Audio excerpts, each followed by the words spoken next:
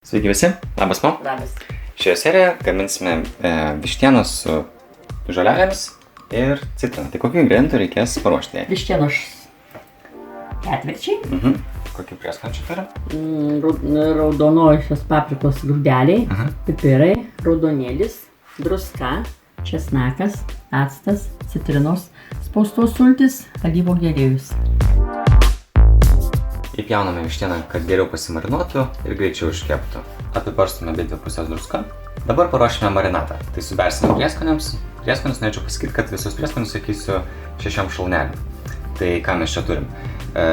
Šaukštelį grūdelių čili, 1 šaukštelį pipirų ir 2 šaukštelius raudonėlių. Tai čia, kaip sakiau, pasakiau tik tai 6. Čia turime daugiau.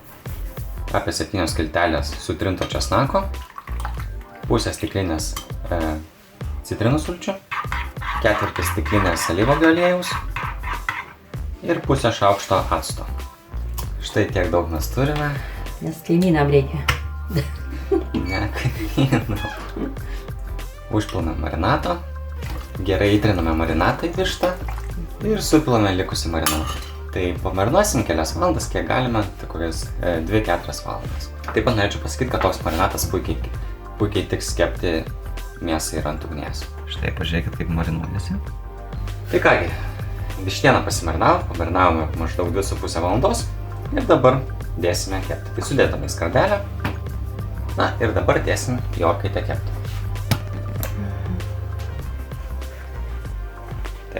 Temperatūrą nustatėme 200 laipsnių ir terminio kepintuvo funkciją. Dėsime į apatinę.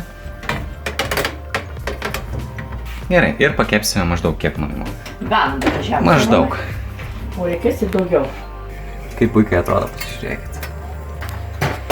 Taigi vištą kepime apie valandą laiko, dabar ją išjungsime ir biškį palauksime. Ir įdedame vištos. O štai, pažiūrėkit, kokia gražiai taip iškepusi. Įdedame morką. Kokie papuošimai, kokia iškepusi vištiena. Viskas tiesiog puiku. Atsipjau gabalėlio paragauti, tai tą ir padarysiu. Pažiūrėkit, kokia mėsa balta.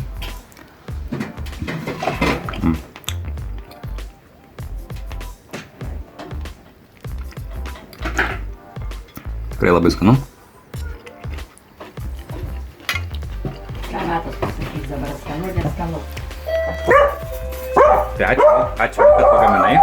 Prašom, kad valgai. Na, kaip redaluoja, kai svečiai ateina.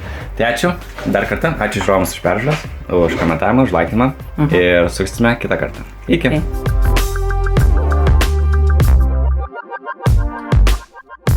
Pas Mo vis dar švenčiam 100 subscriberių, tai tau čia Mo maišelis šis snipsos. Kol kas tik maišelis, bet jeigu žiūrovai daug žiūrės video, arba galbūt sugalvos paremti, tai bus video net kaip Mo... Ne, bus kaip video, kai Mo tiesiog atostogauja Nicoje, arba kur nors kitur.